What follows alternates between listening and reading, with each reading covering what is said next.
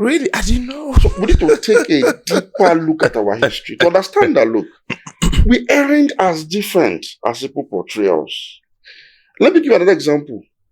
The Ibibios and the Efiks, along with the Aro people of present-day Arochukwu in Abia State, have interacted for so long before British colonialism. There is what is known today as the Long Juju, or the Oracle of Arochukwu. The Oracle of Arochukwu is a very prominent deity in what was known as ancient Igbo land. And the original name is Ubinu Upabi, because it was a fusion of Efik Ibibio, Anang cosmology, with Aro Igbo religious cosmology as well. So it fused together and it brought these two ethnic groups into one community that has given rise to a hybrid. It's like the Aro-Chukwu kingdom of Abia State today is a hybridization of Aros and Efiks and Ibibios. So if you look at Aro culture and look at Efik culture, Ibibio culture and the Anangs, and if you look at their dressing pattern, everything about them shows similarity and oneness. Okay, so I want us to dispute something. Yes.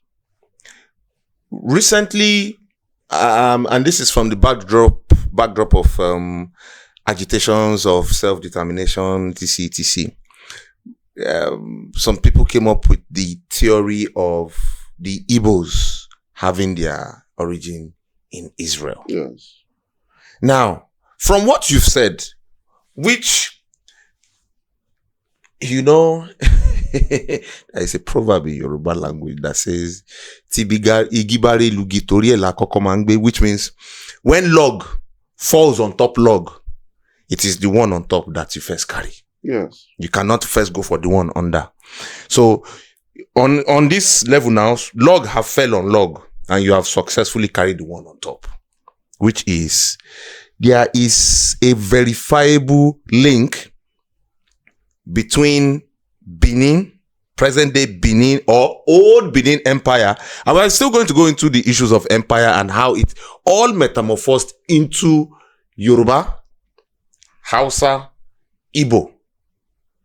You get? Because we still need to break it down for the Gen Zs. Not just for the Gen Zs, everybody. For 63 years, our standard history taught us that we are different. And that the British lumped us together. And so most of us have lost faith in Nigeria. And our political leaders are not enlightened enough. Because the division makes it easy for them. So the division brought about by marginalization and favoritism on basis of ethnicity and religion has reinforced in the people the idea that we are different. And so you see Igbo people wanting to secede or now begin to evolve a different idea about their origin being from Israel. It's simply an attempt at self-love where nobody loves us, where we are not wanted. And so such tendencies begin to creep in. They may not exactly be true, as we've seen from the history that we just try to represent here. Yes. But it can also force people that have decided to build a firewall now of ethnic separatism around themselves. Because the political leadership that should understand what I'm saying now, right from 1960, created a situation that made it impossible for Nigerians to see themselves as one because of heightened marginalization on the basis of ethnicity and religion. And I'm saying this failure of leadership is responsible for the reinforcement of this thinking along ethnic separatist lines. But it has taken us down the road to state failure. Any country in the world that failed as a state has this problem of fundamental divisions along ethnic and geographic fault lines. From Somalia, a group of people, Somalians were one people essentially, monoracial, monoethnic, mono-religious. And in case you don't know the meaning of mono, it means single. Single. However, they were splintered along clans. It was the clan division in Somalia that led to the collapse of that state. How about Sudan? The inability of the Arab Muslim majority of northern part of Sudan to live in peace in fairness, in equity and justice, with their black compatriots that are mostly of Christian religious orientation, and some of them also are animists. The inability to live, to evolve a culturally plural society that gave everybody equal access to state resources under a fair and just, as well as equitable system, was what led to the splintering of that country into two halves. Northern Sudan today and Southern Sudan. But guess what? They didn't solve the problem because they say still waters run deep. So the still waters of marginalization, injustice, inequity, unfairness runs deep across the divides. And so today, you have the two divides paralyzed along ethnic and religious lines as well. You know why? Why? In the northern part of Sudan, you have two Arab cousins fighting a debilitating civil war today for the control of Sudan. In the southern part of Sudan, you have two black African ethnic groups, the Nor and the Dinka, fighting over the soul of oil-rich South Sudan.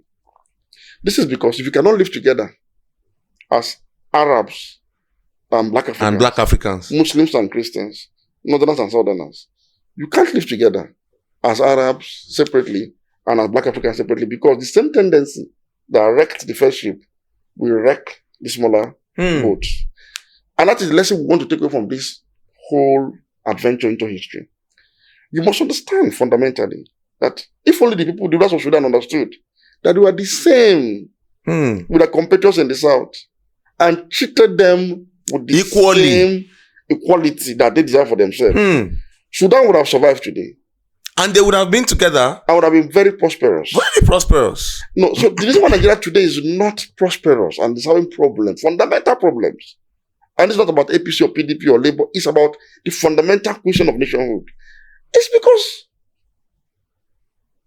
Nigeria today exists more as a country of more than 1,000 ethnic nationalities and still counting. I heard it's over 2,500. Because the truth is, if you come to Yoruba identity today, if you are to create an Oduduwa state today, Oduduwa state will splinter along Egba lines, Ijesha, Oyo, Ife, Oyo. As we speak, even among the Yorubas, we still have the contention as to who is superior between the Alafin and the Oni. And before we settle this matter, another treasure will from Yondo, from the So I can already tell you this. I said, both of these people, I'm superior to both of them. I can already tell you this, Dr. Majid. Yes. Among us, and I'm saying this with no sense of apology. Amongst the Yoruba people, we still believe that there are some people that are from the hinterlands and there are some people from the city. Tell that to the Lagos boy.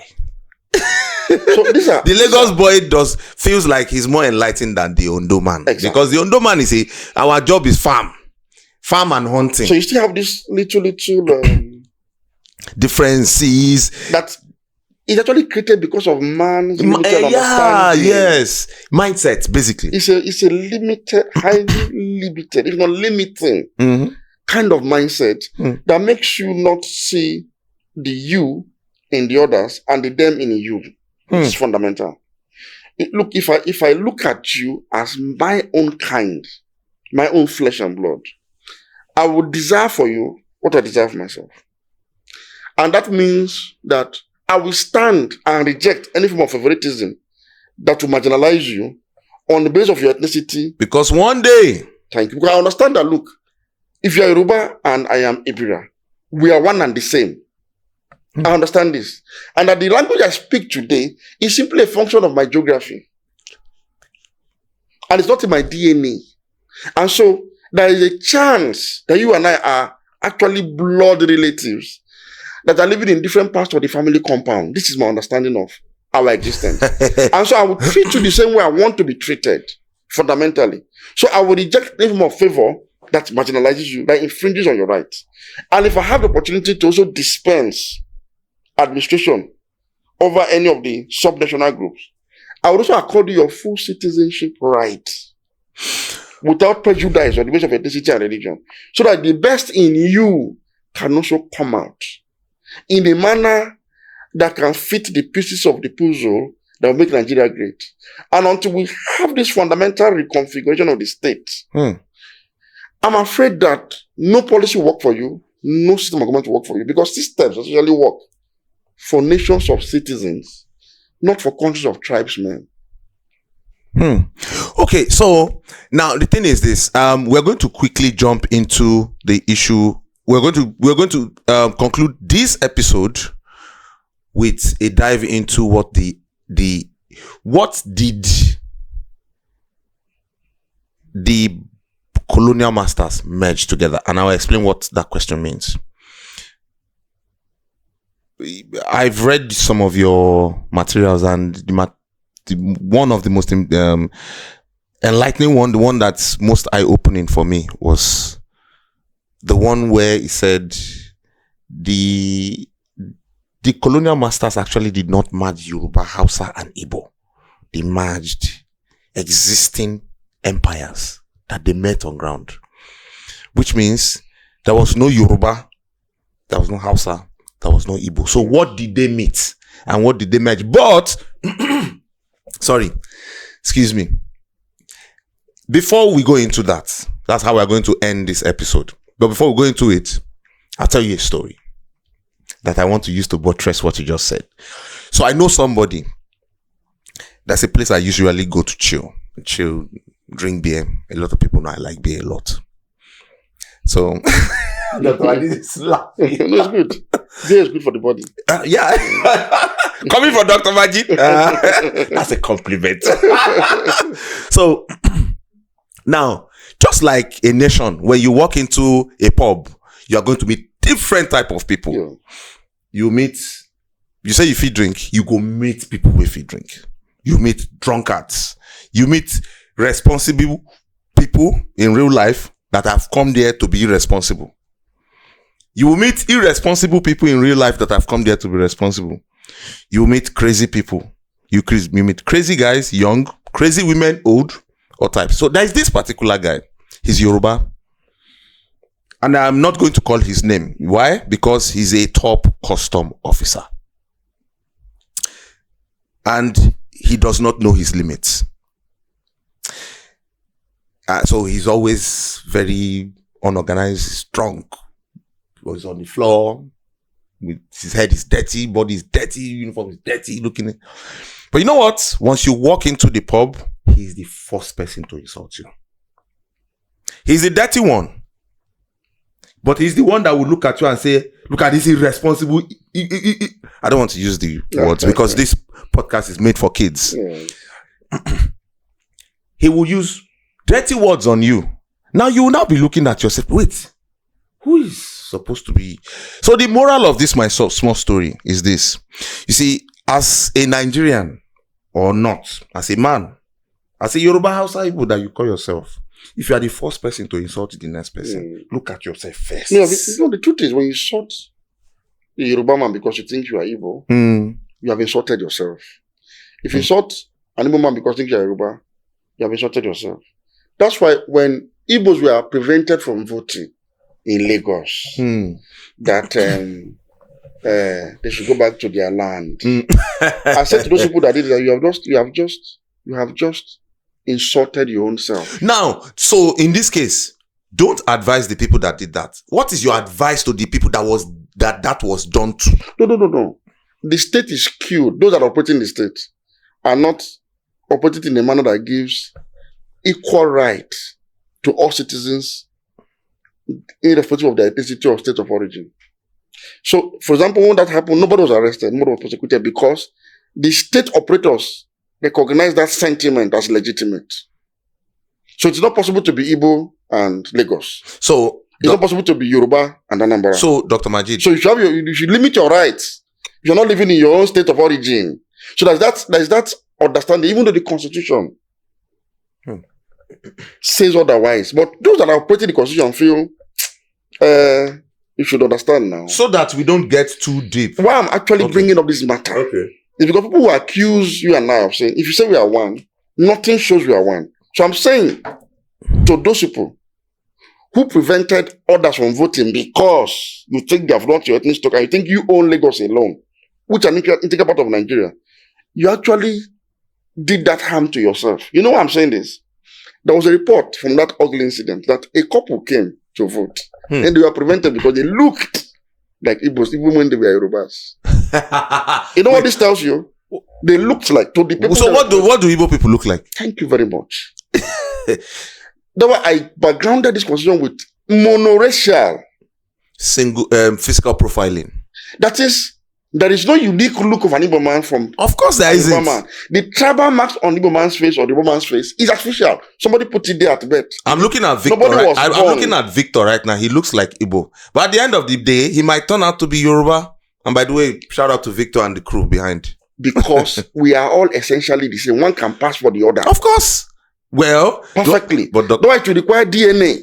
Do I look Yoruba? Look, you can look. Let me tell you this. You can look you can look as any other Nigerian from any other ethnic group. You know why? All it requires is for you to wear, for example, an attire. Have you seen Kashu Chetima recently in his Igbo attire when he went to visit? No, I didn't see. Went on a state visit to, I think, Enugu, and then to Aba to commission the power project. You would think he's one Iche from one because the transformation into Iche Shetima. You can into what he looks like. That's a very creative name. Shetima Iche Shetima. So the lesson from this is that the same Shetima that is Kanuri today, that identifies as Kanuri from Borno, has his own kit and kin in the same place he went to commission that project. That's why when he put on the attire didn't refuse to sit well on his body. In fact, he came out looking like Ichie or one Mazi. So meaning that if Shetima has the opportunity today to preside over the affairs of Nigeria, he should understand that if he favors a Kanuri man to disfavor an Igbo man, he has disfavored a fellow Kanuri pan-Nigerian like himself. He has done himself harm. And vice versa. So it is important to have this fundamental understanding that for a monoracial people like Nigeria, where we are, it is folly to discriminate or segregate on the basis of ethnicity because we are not just essentially one. Who do you actually know is who? We are who we decide to be. It was a decision at the time to be Yoruba. It was a decision at the time to become Igbo. It was a decision at the time to become Hausa. I can assure you that ethnicities change. People claim that ethnicity does not change. It changes. It changes. It does change. I've seen people whose fathers were Igbo that are today Hausas. But anyway, let me use you. Sorry, Yes. Dr. Majid. Once upon a time, you are from Kwara State. Exactly. In this country. There are people of my stock that are still in Kwara. And have become Ilorin. Yoruba speaking Ilorin. Yeah. Because decided that our economy is best served here. But because I was living in the part of Kogi today, that was in Kwara. I didn't live in Ilorin. So it was easy to just remain the way I am. But there are people that lived in Ilorin and other parts of Kwara that have just fused into that society. This side. And today they give out to children, they name them Bisola, they name them Yetunde, they name them all sorts of Yoruba names. True. Because it's just a language of the environment that they exist in. It's as simple as that. Same humans. Same people of the same stock. You see, it's important for us to understand that Nigeria is essentially a plural country, not even a diverse one.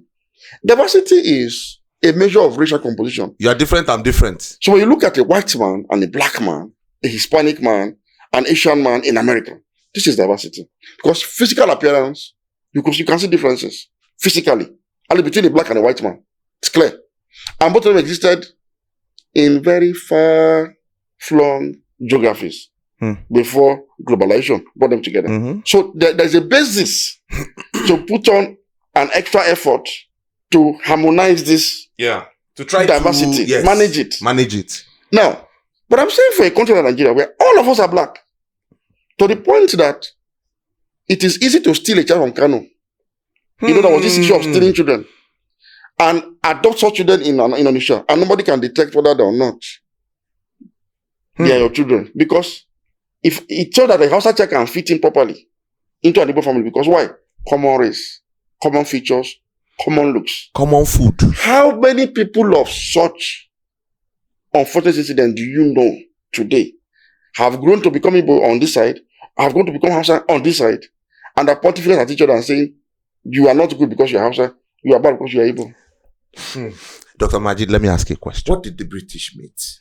What did they merge? Since there was no Yoruba Hausa Igbo before they came through. So what did they merge? Okay. First, the British met existing kingdoms and city-states. And even empires. Because you read about the Oyo Empire. Yeah. So I'm going to leave a link to some write-ups about the Oyo Empire in case you want to read more about it. But we are going to try our best to touch the important parts of all these empires. So you heard of the Oyo Empire, Mm-hmm. whose influence spread across much of what you now know as Yoruba land or Southwest. Okay. Into places like Benin Republic. Mm. You know, in modern day Benin Republic. You also had the Benin Empire, whose influence spread to Lagos in the southwest part of Nigeria today. You had the Boronu Empire that dominated most of what now constitutes Boronu and Yobe states in the northeastern part of Nigeria. And of course, the largest of them all, the Fulani Empire, that stretches from Sokoto in the northwest down to the Cameroon Mountains in Adamawa. Mm. It encompasses a large land. So you see, Dr. Majid, Yes. you know, there is this saying that goes, if you never enter another man, Papa farm, Yes. you go say now your Papa farm now in big pass. Exactly. So I used to think the Oyo Empire was the biggest. You know, the Fulani Empire actually had, in terms of landmass, Wow. stretched, down to Ilorin, and was almost going to even conquer the Oyo Empire itself before they were stopped by the forces of the Alafin somewhere in Old Oyo. So, far-flung places like Bauchi, Kano, Zaria, Daura, across, down to Nasarawa State, all over. That was the only empire that actually encompassed the 3 geopolitical zones of northern Nigeria. It is north central, northwest, and northeast.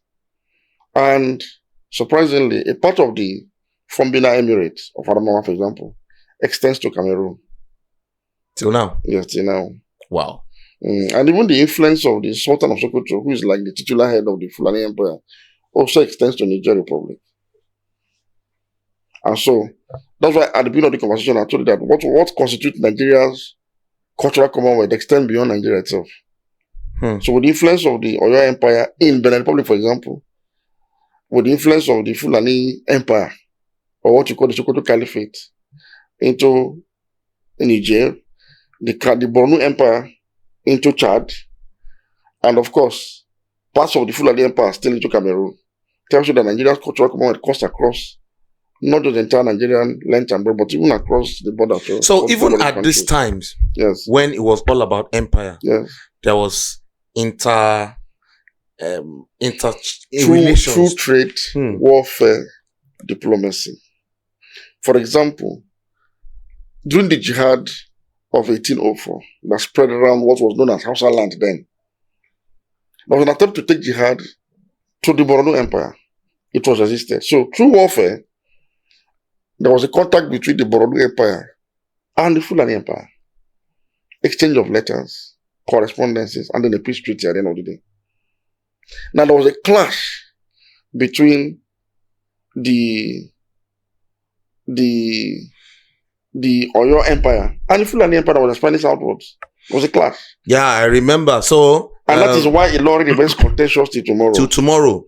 So this contact is what also gave rise to a unique identity for Ilorin in Nigeria, which is very interesting.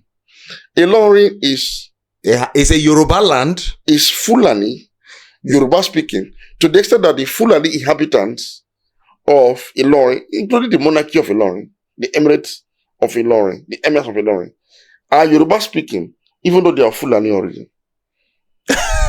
Okay, so they don't speak Fufu Day. They don't even speak Hausa. I know. They speak Yoruba.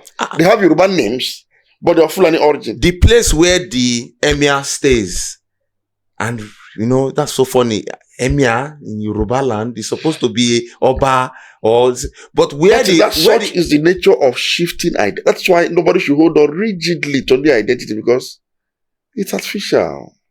It shifts. It is not cast in iron at all. It's not also cast in stone. So, for example, where you refer to as Yoruba land now is an emirate, is a Fulani emirate. True. That is part of the Fulani Empire. That is called Ojaoba. That place is called, that is where the emir of Ilorin stays. It's called Ojaoba, which is the market of the king. It was known that the emir of Ilorin, Alhaji Ibrahim Zulu, Kolakbo Gambari. So what's Kolakbo?